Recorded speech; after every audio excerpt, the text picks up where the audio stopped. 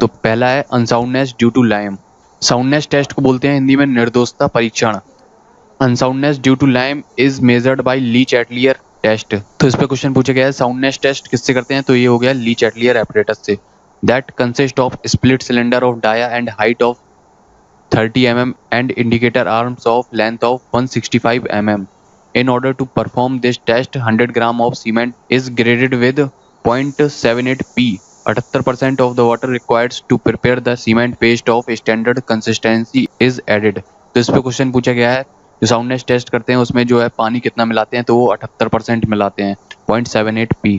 And the paste forms is filled in the split cylinder which is covered from top and bottom with the help of glass plates, and the entire assembly is immersed in the water having the temperature in the range of 27 to 32 degree Celsius for 24 our.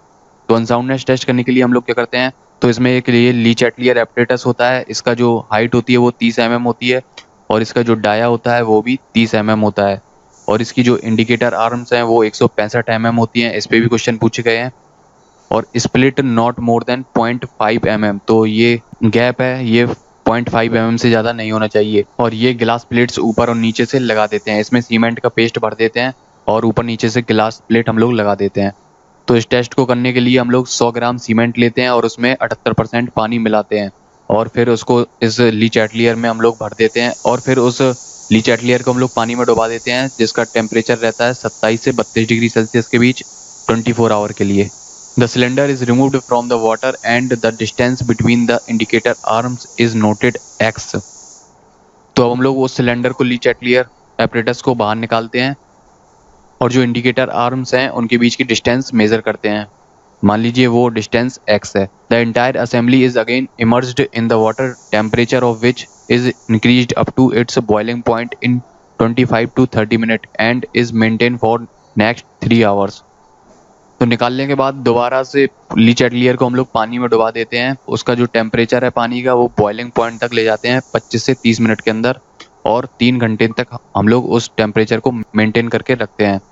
The assembly is removed from the water, allowed to pull off and distance between the indicator arms is again noted y। तो ली Chatelier को फिर से बाहर निकालते हैं। अब जो indicator arms की डिस्टेंस है वो फिर से मेजर करते हैं। मान लीजिए वो y है। For OPC difference between the two readings must not exceed 10 mm। तो इस पर क्वेश्चन आया हुआ है OPC के लिए जो रीडिंग है वो 10 mm से ज़्यादा नहीं बढ़ना चाहिए। y minus x not greater than 10 mm। तो ये हो गई है डिस्टेंस x।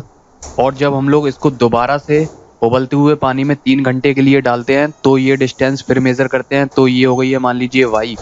तो OPC के लिए y माइनस एक्स का डिफरेंस 10 mm से ज़्यादा नहीं होना चाहिए। आगे बात करते हैं अनसाउंडनेस ड्यू टू मैग्नीशिया। यदि मैग्नीशिया का परसेंटेज 3% से ज़्यादा है तो इसका हम लोग टेस्ट करते हैं। Unsoundness due to magnesia is determine using autoclave test. तो जो मैग्नीशिया के कारण अनसाउंडनेस होती है उसको हम लोग ऑटोक्लेव टेस्ट से निकालते हैं। This test is sensitive to both unsoundness due to lime and magnesia. तो ये दोनों के लिए सेंसिटिव होता है, लाइम एंड मैग्नीशिया के लिए। In order to perform this test, mold of size 25 mm into 25 mm into 250 mm from the given sample of cement is placed into the autoclave।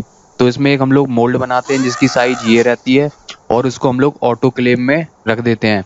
Steam pressure in the autoclave is increased such that gauge pressure of 21 kilogram per centimetre square is attain in 1 hour. तो autoclave में हम लोग steam pressure बढ़ाते चले जाते हैं और 1 घंटे के अंदर जो प्रेशर है वो 21 किलोग्राम पर सेंटीमीटर स्क्वायर तक पहुंच जाता है। गेज प्रेशर क्या हो गया है, एबव एटमॉस्फेरिक प्रेशर कहलाता है gauge pressure. Is maintain for next 3 hours. तो इसको हम लोग मेंटेन करते हैं अगले 3 घंटे के लिए। The mold is removed from the autoclave, allowed to pull off and is tested for its size. अब हम लोग उस मोल्ड को ऑटोक्लेव से बाहर निकाल लेते हैं और उसको एक्सपेंड होने के लिए रख देते हैं और फिर उसका साइज मेजर करते हैं। For OPC increase in size of any side should not be exceed 0.8%। तो OPC के लिए जो कोई भी साइड है वो 0.8% से ज़्यादा नहीं बढ़नी चाहिए। अगले टेस्ट की बात करते हैं स्ट्रेंथ टेस्ट। इसमें कंप्रेसिव स्ट्रेंथ टेस्ट है और टेंसाइल स्ट्रेंथ टेस्ट है।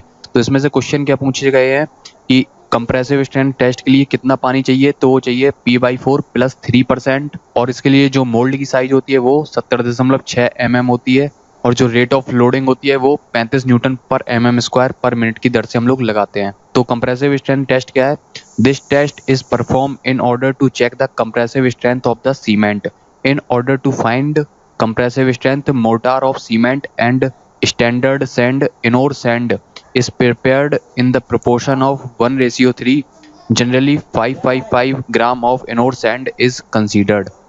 तो कंप्रेसिव स्ट्रेंथ टेस्ट हम लोग कंप्रेसिव स्ट्रेंथ निकालने के लिए करते हैं, और इसको निकालने के लिए जो हम लोग सीमेंट और सैंड का जो है पेस्ट तैयार करते हैं, और जिसमें जो सैंड लेते हैं वो स्टैंडर्ड सैंड होती है जिसको हम लोग इनोर सैंड बोलते हैं, और जो रेशियो रहता है वो 1:3 रहता है। अगर हम लोग 555 ग्राम सैंड यूज कर रहे हैं तो 185 ग्राम सीमेंट यूज करेंगे। Water is added in the mortar in the proportion of P/4 + 3% and the paste is prepared is filled in the mold of size 70.6 mm and is properly compacted and immersed in the water for curing। तो इसमें हम लोग जो motor तैयार करते हैं उसमें P/4 + 3% पानी मिलाते हैं, और जो मोल्ड होता है जिसमें हम लोग ये मोटार भरते हैं उसकी साइज रहती है 70.6 mm, और उस मोटार को कॉम्पैक्ट करके भर देते हैं और बाद में उसको पानी में डुबा देते हैं क्यूरिंग के लिए। Sample is further being tested for the compressive strength in UTM universal testing machine at the required age. उसके बाद इस सैंपल को हम लोग UTM मशीन में टेस्ट करते हैं। रेट ऑफ लोडिंग रहे वो 35 न्यूटन पर mm² पर मिनट की दर से हम लोग लगाते हैं। यहाँ पे P क्या है? P है percentage of water required to produce a paste of standard consistency. तो ये हो गई है UTM मशीन। यहाँ पे हम लोग जो है इस क्यूब को रखते हैं, और इस क्यूब की जो साइज है वो रहती है 70.6 mm। तो इस पे भी क्वेश्चन पूछा गया है, इसके लिए जो साइज होती है वो कितनी होती है। अगले टेस्ट की बात करते हैं, tensile strength test. This test is performed to find tensile strength of the cement. Method of preparation of the mortar in this case is same as above. तो जैसे हम लोग मोटार तैयार करते हैं कंप्रेसिव स्ट्रेंथ टेस्ट के लिए, वैसे ही इसमें तैयार करते हैं। Water is added in the mortar in the proportion of P/5 + 2.5%। तो इसमें हम लोग इतना पानी मिलाते हैं। Mortar is in filled in the standard briquettes 12 in number in order to find its tensile strength. 12 number because the uncertainty involve in this test is more. तो इसमें जो पेस्ट तैयार करते हैं उसको हम लोग ब्रिक्वेट्स में भरते हैं। 12 नंबर ऑफ ब्रिक्वेट्स लेते हैं क्योंकि इसमें जो अनसर्टेनिटी है वो ज़्यादा रहती है, इसलिए 12 नंबर लेते हैं। टेंसाइल स्ट्रेंथ बराबर क्या हो गया है? Ultimate load upon 6.45 cm²। Rate of loading जो रहती है वो 3.5 न्यूटन पर mm² पर मिनट की दर से हम लोग लोड लगाते हैं। इसमें जो ब्रिक्वेट्स हो गया वो इस साइज का होता है। इसमें जो है हम लोग जो मोटार भर देते हैं, फिर इसके बाद हम लोग इस पर लोड लगाते हैं, टेंसाइल लोड। और जो यहाँ पे जो एरिया है 6.45 cm² वो यहाँ पे लेते हैं। इसकी जो हाइट है वो 25.4 mm हो गई है, और इसकी जो लेंथ है वो 76.2 mm हो गई है। अगला टेस्ट है chemical composition test. The ratio of alumina to that of iron oxide should not be less than 0.66। The ratio of lime to that of silica, alumina and iron oxide should not be less than 0.66 and should not be greater than 1.02। This ratio is referred as lime saturation factor. इसके लिए आपको बस ये दो value याद रखनी है, 0.66 और 1.02 लाइम सैचुरेशन फैक्टर के लिए। 0.66 से कम नहीं होना चाहिए और 1.02 से ज़्यादा नहीं होना चाहिए इसकी वैल्यू। तो यहाँ पे दो क्वेश्चन पूछे गए हैं। Total loss of ignition should not be greater then 4%। Total sulphur contain should not be more than 2.75। Total weight of insoluble residue should not be more than 1.5%। Total weight of magnesia should not be more than 5%। तो ये question पूछे गए हैं दो, जो red colour में दिख रहे हैं। इनसॉल्युबल रेसिड्यू क्या होता है? जब हम लोग सीमेंट को HCl में घोलते हैं तो जो इनसॉल्युबल रेसिड्यू हैं, जो अघुलनशील अवशेष हैं, वो 1.5% से अधिक नहीं बचना चाहिए। दूसरे नंबर का था फील्ड टेस्ट। लेबोरेटरी टेस्ट सारे खत्म हो गए हैं, फील्ड टेस्ट की बात करते हैं। Physical property test. A sample of cement to be tested should be uniform grey in color। तो जो सीमेंट है उसका कलर ग्रे होना चाहिए। The sample should feel smooth when rubbed in between the fingers। तो जब सीमेंट को हम लोग फिंगर्स के बीच रब्ड करते हैं तो वो स्मूथ फील होना चाहिए। The sample should be free from presence of air set lumps that are formed due to the absorption of moisture from the atmosphere।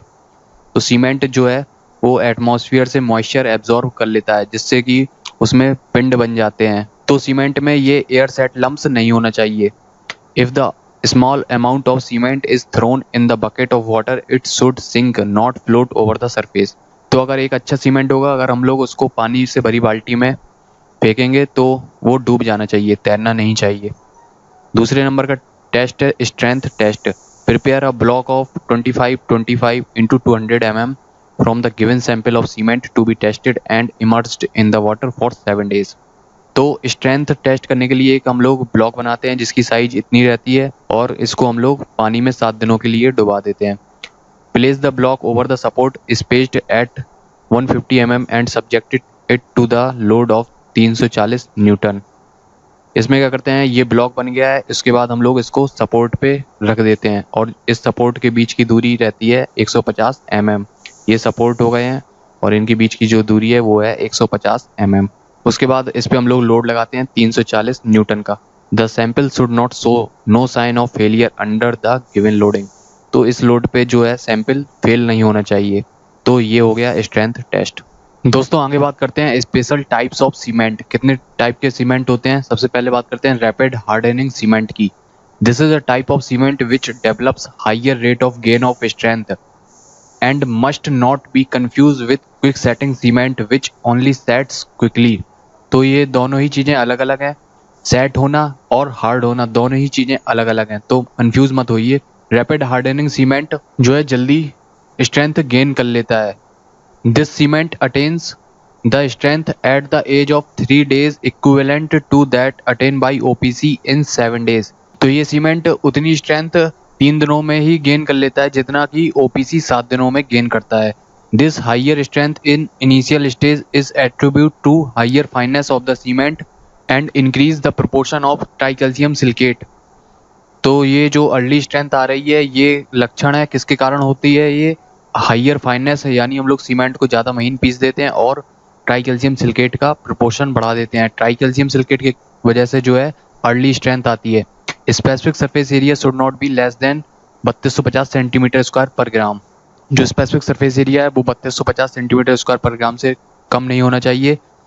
Tricalcium silicate is approximately 56%। तो जो cement में इसका परसेंटेज रहता है वो 45 से 65% के बीच वेरी करता है। तो रैपिड हार्डनिंग में जो इसका परसेंटेज है वो 56% के लगभग होता है। एप्लीकेशन ऑफ दिस सीमेंट, तो कहाँ कहाँ पे हम लोग इस सीमेंट का यूज़ करते हैं, cold weather concreting, emergency repair work, pavement construction, where form work is to be reutilize for speedy construction. जहाँ पे इमरजेंसी है वहाँ पे जल्दी स्ट्रेंथ चाहिए हम लोगों को, जहाँ पे पेवमेंट बना रहे हैं तो वहाँ पे ट्रैफिक का आना जाना लगा रहता है, इसलिए जल्दी स्ट्रेंथ चाहिए रहती है, और जहाँ पे फॉर्म वर्क को हम लोगों को दोबारा यूज़ करना है तो वहाँ पे सीमेंट का यूज़ करते हैं। दूसरे नंबर का है extra rapid hardening cement. This cement is formed by intergrinding rapid hardening cement clinker with calcium chloride. तो इसमें एक्स्ट्रा हम लोग कैल्शियम क्लोराइड मिला देते हैं। जो रैपिड हार्डनिंग सीमेंट होता है बस उसमें हम लोग कैल्शियम क्लोराइड एक्स्ट्रा मिला देते हैं। Under normal conditions proportion of calcium chloride must not be greater then 2%। तो जो CaCl2 है उसका जो परसेंटेज है वो 2% से ज़्यादा नहीं होना चाहिए, but it increases corrosion in reinforcement so it is not used now days. तो कैल्शियम क्लोराइड की वजह से जो है रेनफोर्समेंट में करोजन जंग लग जाती है, इसलिए अब ये यूज़ नहीं किया जाता है। The cement must be mixed, transported, place compacted and finished within 20 minutes of the addition of the water in it. तो जो भी हम लोग सीमेंट कॉन्क्रीट बना रहे हैं उसको मिक्सड मिला लेना चाहिए, ट्रांसपोर्ट कर देना चाहिए, प्लेस कॉम्पैक्ट यानी जो भी क्रियाएं करनी है कॉन्क्रीट पे वो 20 मिनट के अंदर कर लेना चाहिए हम लोगों को। The strength of the cement is approximately 25% more than rapid hardening cement at the age of 1 or 2 days। तो जो ये स्ट्रेंथ गेन करता है वो 25% ज़्यादा करता है रैपिड हार्डनिंग की तुलना में 1 से 2 दिन के अंदर। 10 to 15% more at the age of 7 days। तो 7 दिनों पे 10 से 15% ज़्यादा स्ट्रेंथ गेन कर लेता है। This rate of gain of strength in the cement reduced with age and at the age of 90 days strength of all OPC rapid hardening cement and extra rapid hardening cement is approximately same। तो जो rate of gain of strength है, सामर्थ्य ग्रहण करने की दर, वो समय के साथ साथ कम होती जाती है और 90 दिनों के बाद जो OPC की जितनी स्ट्रेंथ होती है उतनी रैपिड हार्डनिंग सीमेंट की होती है और उतनी ही एक्स्ट्रा रैपिड हार्डनिंग सीमेंट की होती है। अगले सीमेंट की बात करते हैं सल्फेट रेजिस्टिंग सीमेंट।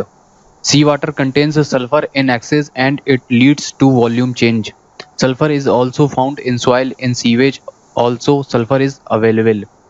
तो जो समुद्र का पानी होता है उसमें सल्फर अधिक मात्रा में पाया जाता है, जिसकी वजह से जो है वॉल्यूम चेंज होता है, और जो सल्फर है वो सॉइल में भी पाया जाता है और सीवेज में भी सल्फर अवेलेबल रहता है.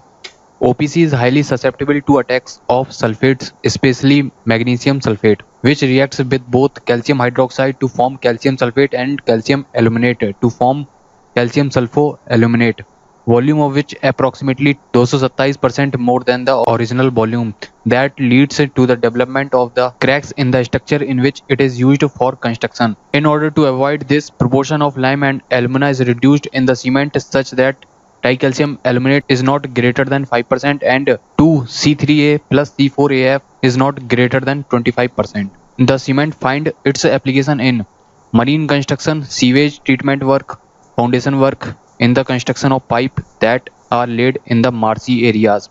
तो उस जगह पे जहाँ पे जो पाइप है वो दलदली भूमि में बिछाने हैं वहाँ पे भी इस सीमेंट का यूज कर सकते हैं. अगले नंबर का है super sulphate cement. The cement is prepared by intergrinding 80 to 85% granulated blast furnace slag, 10 to 15% hard burnt gypsum, and 5% cement clinkers.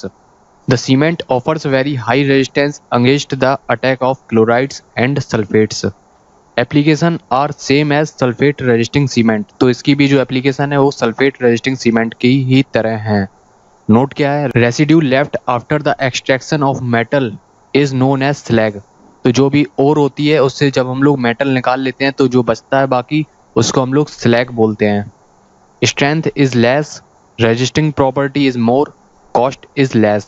तो जो स्लैग होती है उसकी जो स्ट्रेंथ है वो कम होती है, रेजिस्टिंग प्रॉपर्टी ज़्यादा होती है और कॉस्ट कम होती है. अगले सीमेंट की बात करते हैं, Portland slag cement. The cement is prepared by intergrinding granulated blast furnace slag. ये होती है वात्या भट्टी धातुमल, hard burnt gypsum and cement clinkers in definite proportion, generate low heat of hydration so suitable for mass concreting. The cement offers low heat of hydration, higher resistance against the attack of chloride and sulfates, higher water tightness, lower permeability due to lesser size of particles.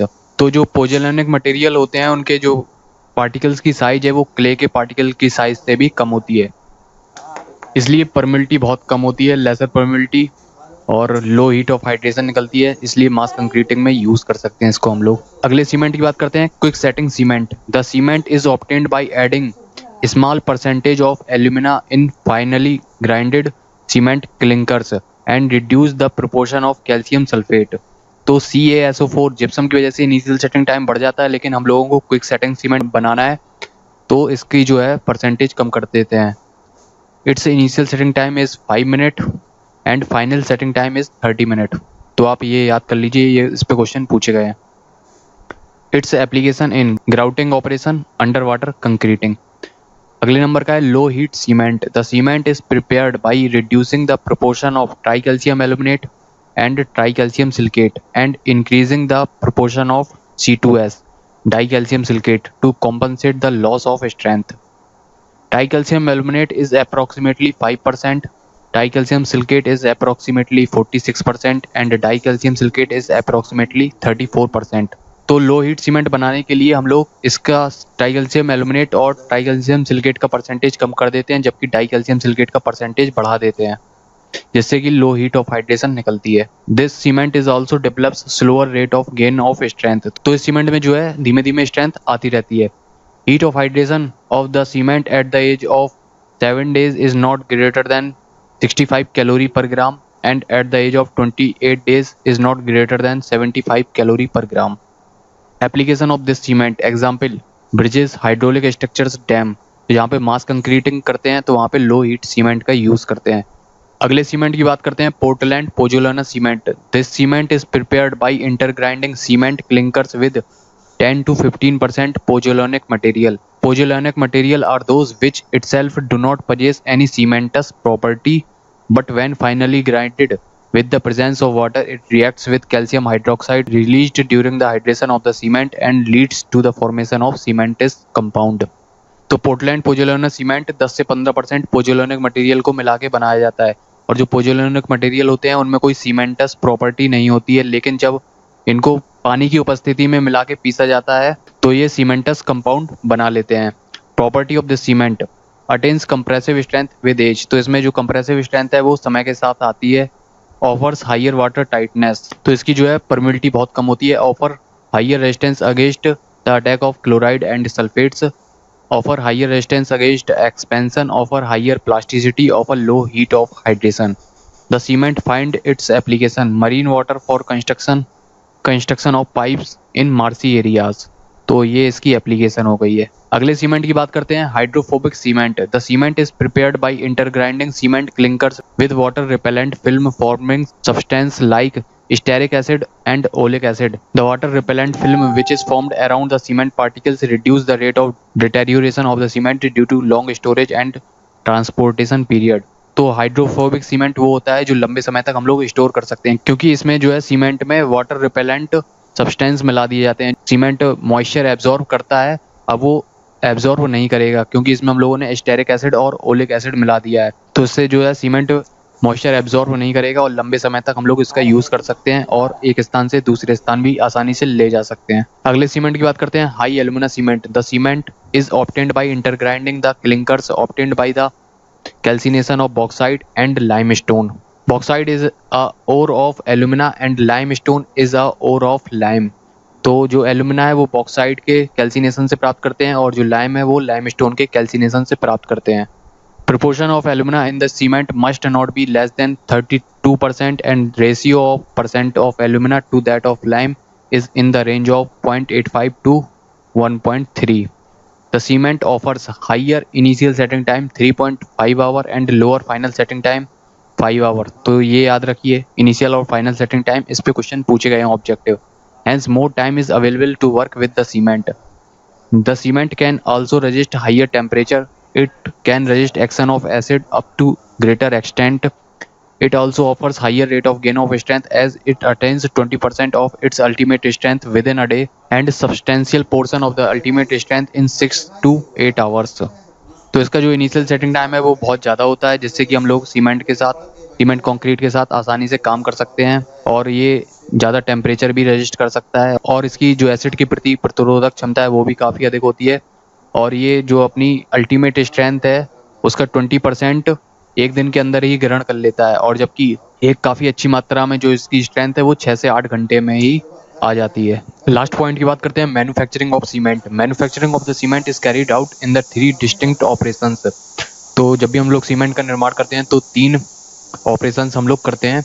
Mixing of raw material को मिलाना, burning फिर उनको जलाना, फिर उनको grinding फिर उनको आपस में पीस के सीमेंट का निर्माण किया जाता है। Manufacturing of cement can be done by any of the following method. तो इसके 2 मेथड हैं, ड्राई मेथड और वेट मेथड। तो जो ड्राई मेथड है वो न्यू मेथड है और वेट मेथड है वो ओल्ड मेथड है। तो इसमें क्या करते हैं, सीमेंट के जो कंपाउंड्स होते हैं कैल्केरियस कंपाउंड और आर्जिलेसियस कंपाउंड, इनको पहले हम लोग पीसते हैं। तो क्रिसिंग करते हैं 25 mm साइज में और इसकी भी 25 mm साइज में क्रिसिंग करते हैं। फाइन ग्राइंडिंग इन ट्यूब मिल और बॉल मिल, उसके बाद इसको ट्यूब और बॉल मिल में और इसको महीन पीसते हैं। उसके बाद mixing in the correct proportion, फिर उसके बाद आर्जिलेसियस और कैल्केरियस कंपाउंड को एक करेक्ट प्रोपोर्शन में मिला देते हैं। फिर उसकी प्री हीटिंग करते हैं 800 डिग्री सेल्सियस पे बाई एग्जॉस्ट गैसेज। उसके बाद हम लोग स्टोर कर देते हैं, स्टोरेज ऑफ रॉ मिक्स। फिर उसके बाद फैड इनटू रोटेटरी क्लिन 1400 से लेकर 1600 डिग्री सेल्सियस पे हम लोग इसमें रोटेटरी क्लिन में जो है इसको इस रॉ मटेरियल को भर देते हैं। उसके बाद क्लिंकर्स बनते हैं सीमेंट के, फिर इन क्लिंकर्स को ट्यूब मिल में पीस लिया जाता है। उसके बाद जो सीमेंट बन जाता है फिर उसको पैक कर लिया जाता है। वेट मेथड में क्या करते हैं, वेट मेथड में सिर्फ पानी मिला के स्लरी बना देते हैं और बाकी प्रोसीजर सेम रहता है। तो दोस्तों वीडियो को अपने दोस्तों के साथ शेयर करना बिल्कुल मत भूलिए, क्योंकि इस वीडियो को बनाने में बहुत टाइम लग गया है और बहुत मेहनत भी लग गई है। और वीडियो को लाइक करना मत भूलिए और हमारे चैनल पे नए हैं तो सब्सक्राइब करके बेल आइकन को प्रेस कर दीजिए, जिससे कि आने वाली वीडियोस का आपको नोटिफिकेशन मिलता रहे। Thank you.